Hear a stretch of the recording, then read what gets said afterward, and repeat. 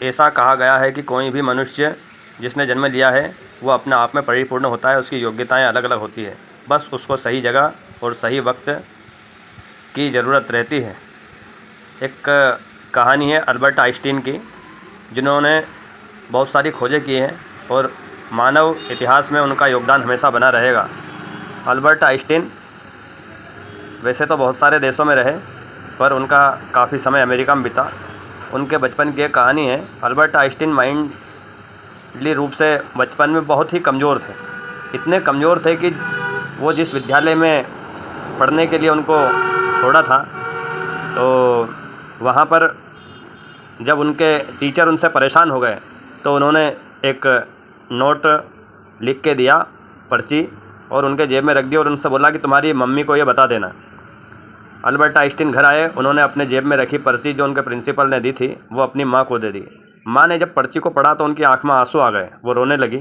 Albert Einstein ने उनसे, नन्हे बच्चे ने पूछा कि माँ, इस पर्ची में क्या लिखा है जो आप रो रही हैं? तो उनकी माँ ने बड़े भावुक मन से कहा कि बेटा, इस पर्ची में तुम्हारे प्रिंसिपल ने लिखा है कि तुम्हारा बच्चा पढ़ने में बहुत ज़्यादा होशियार है और तुम्हारा बच्चा इतना इंटेलिजेंट है कि हम उसको पढ़ाने में अयोग्य, हमारे यहाँ का कोई भी टीचर उसको पढ़ा नहीं सकता, हम इतने सक्षम नहीं हैं, तो आप आपके बच्चे को घर पर ही पढ़ाएं।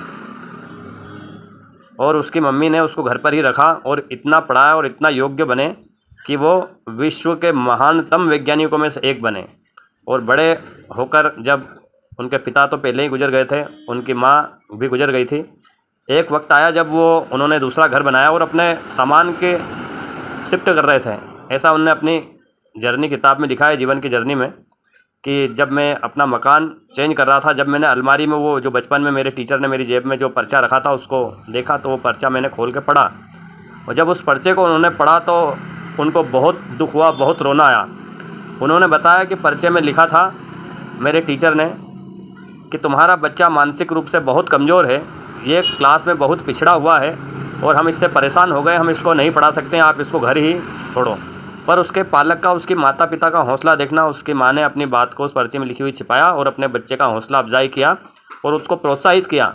और आगे जाकर वो बच्चा देश का ही नहीं, दुनिया का सबसे महानतम वैज्ञानिक अल्बर्ट आइंस्टीन बना, जो आगे चलकर जब मरे थे तो उनका यहाँ तक कि ब्रेन भी एक डॉक्टर ने चुरा लिया था, उसके कई हिस्से किए और उनके ब्रेन की, उनके दिमाग की बहुत सारी रिसर्च हुई कि इतना महानतम वैज्ञानिक कैसे हो सकता है। ऐसे महानतम वैज्ञानिक अल्बर्ट आइंस्टीन का जीवन हम देखते हैं तो महानता से गुजरता है। तो मेरा यही कहना